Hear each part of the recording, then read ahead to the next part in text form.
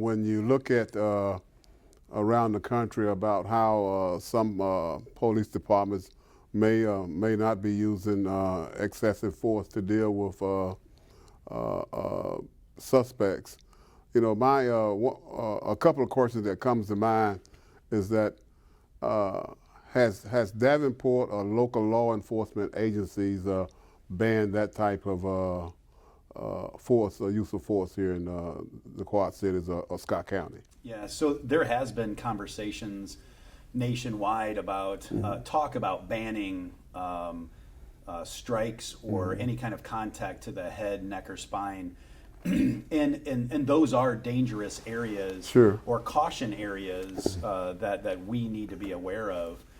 But the reality of our police officers' jobs is that they do at times have to deal with violent people, violent suspects, and unfortunately sometimes force is necessary to deal with that and to do their lawful duty of enforcing laws and protecting our community. Sure. So two of the things that I think are really, really important when it comes to this conversation are, one, no, we have not banned them. However, one of the things that's really important is the education of our staff, education of our officers, and to educate them on why those caution areas are in fact caution. I mean, what are things that could happen if somebody is struck in the head or in the neck or the spine, and why are those areas considered caution areas?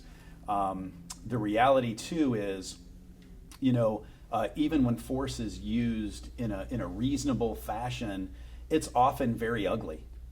You know, I just today watched some more body cam video of an officer-involved shooting that we had not too long ago here. That was reviewed both internally. It's being reviewed internally now, but externally by the sheriff's office and by the Scott County Attorney's Office. And just yesterday, and then it was reviewed by the state Attorney General as well.